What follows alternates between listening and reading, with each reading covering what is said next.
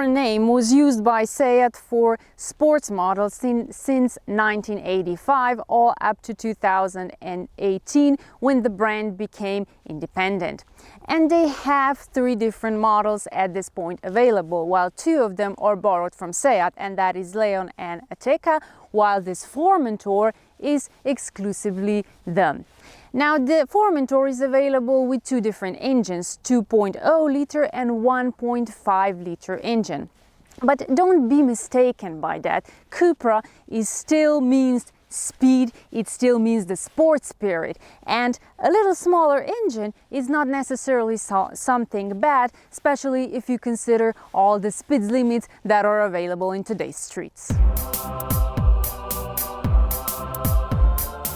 Tina might think the 1.5 is alright, but for me, that's absolutely not enough for a car like this. But alright, let's take a look at the whole before we criticize particular points. You really can't say the Formentor looks ugly. In fact, it's quite the looker.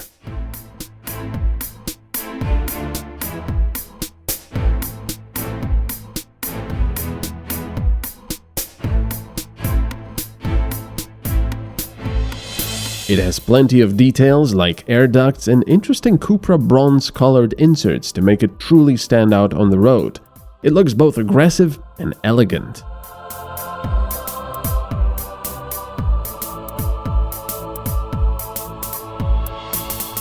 The rear reminds me of Audi's with its width-wide brake lights. I also like the Cupra badge, which, as I've already mentioned, is in the nice bronze color.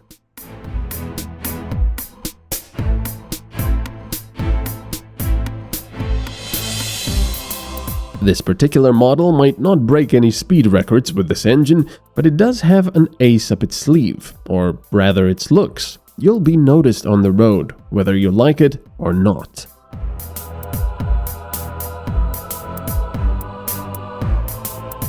We'll take a look at the interior. First thing you see is this Cupra badge and some stitches and other details, all in the same color.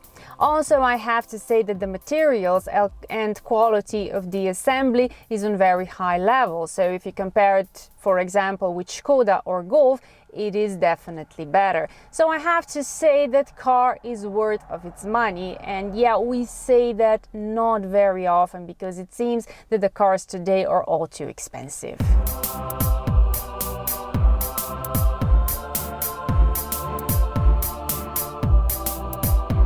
I agree with the points here. The interior doesn't lag behind the exterior. The digital instruments, which we already know from the other Seat models, are customizable up to a point, even though I would like to see more actually useful views, as most of them feel impractical.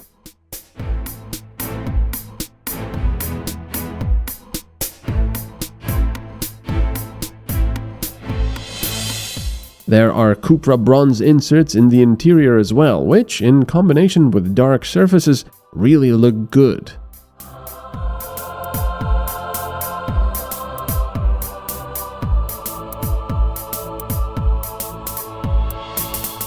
However, there is still one flaw, and not just for the Formentor, but for the entire Volkswagen group, because they still don't want to install the physical buttons for the air condition and for the infotainment system.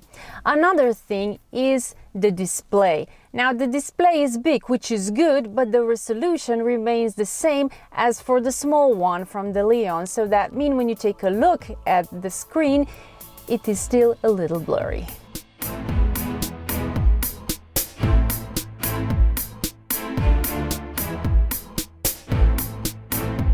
Yes, I've been lamenting the loss of physical buttons for a while now, as a lot of manufacturers are getting rid of them.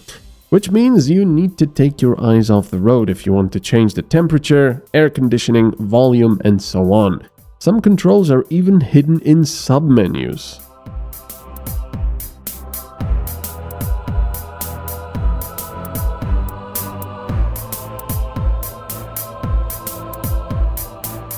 With the Formentor, you have the option of leather seats, which you can choose in a so-called petroleum blue color, while the trunk won't give you problems when shopping or traveling.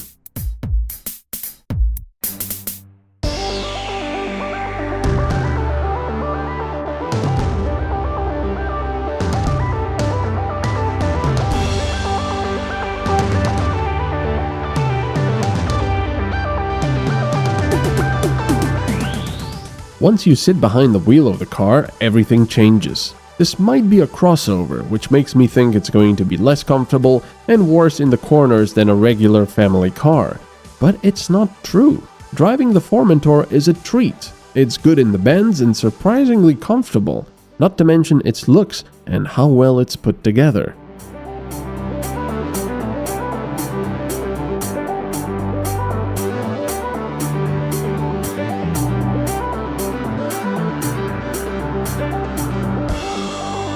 The engines have a few choices. Only one 2-liter diesel is available with 150 horses. Gas engines include a 1.5 with 150 horses or a 2-liter version which comes in at 150, 190, 245 and 310 horsepower flavors. All-wheel drive is also available.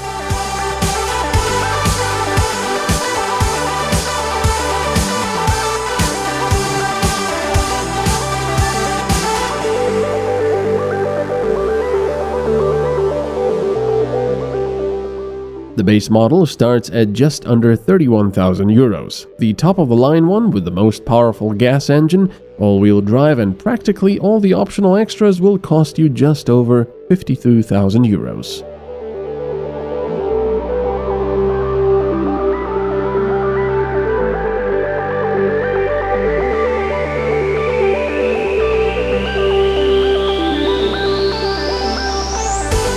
The Formentor has surprised me. Well made, good looking, with an excellent feeling on the road.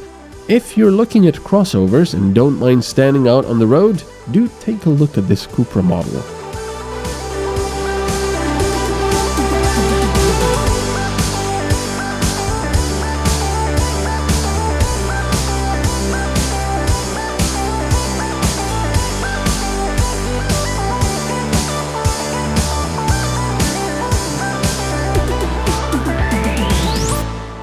So the Formentor is a great family car. It's big enough, it's spacey, it's not as low as Golf.